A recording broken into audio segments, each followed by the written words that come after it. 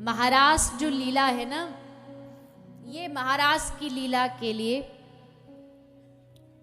भगवान ने आज योग माया के द्वारा मन बनवाया।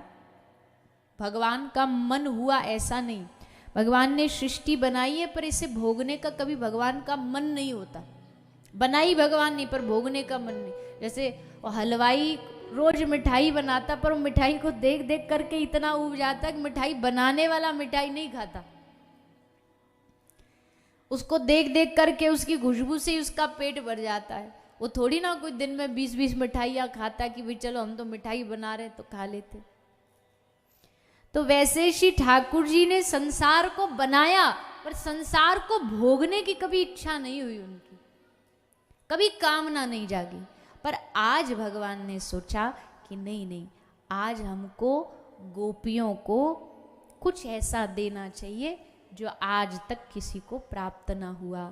और तब भगवान पिता रात्रि शरदोत फुल्ल मल्लिका विक्षरंतुम मनश्चक्रे योग माया मुपाश्रित।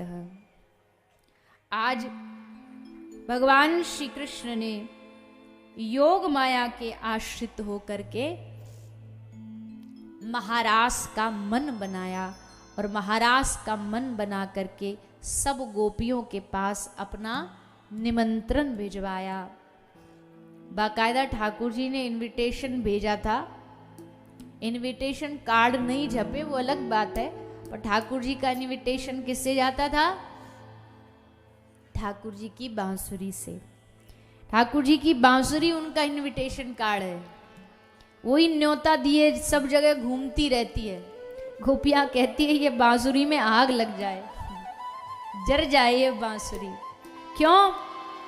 गोपी कहती है हमारे तन मन में आग लगा के खुद तो चैन की नींद सोती है और चैन की नींद नहीं सोती।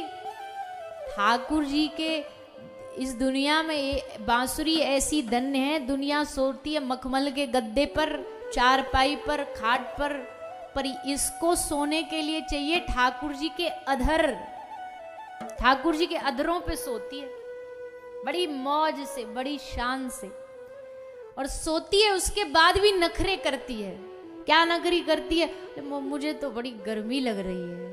तो ठाकुर जी जब पलक झपकाते हैं तो मानो ठाकुर जी बांसुरी की हवा कर रहे हैं। भगवान बोले अब ठीक है अब सो जाएगी? बोले नहीं नहीं कन्हैया मेरे तो पांव दुख रहे हैं।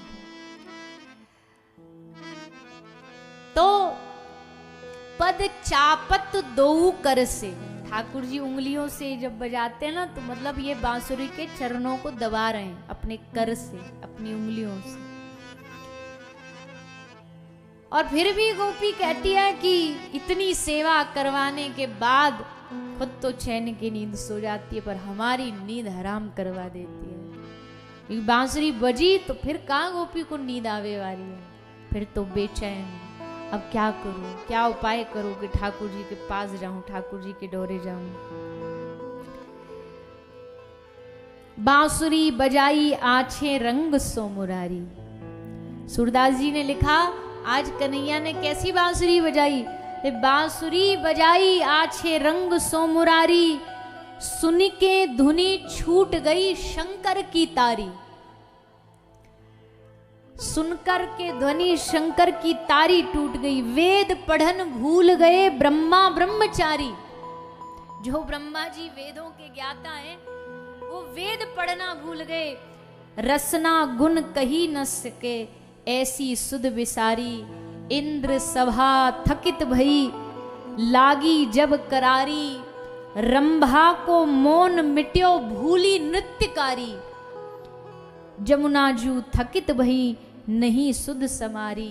सूरदास मुरली है तीन लोक प्यारी।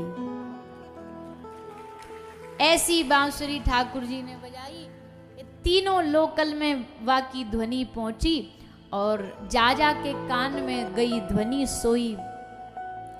गोपी चल पड़ी, भाग पड़ी, ठाकुर जी के पास आकर के उनके सामने आके ठाड़ी है गई और बड़ी खुश है कि आज जन्मों जन्मों की हमारी प्रतीक्षा पूरी होने जा रही है। आज हमारा श्याम सुंदर से मिलन होने जा रहा है।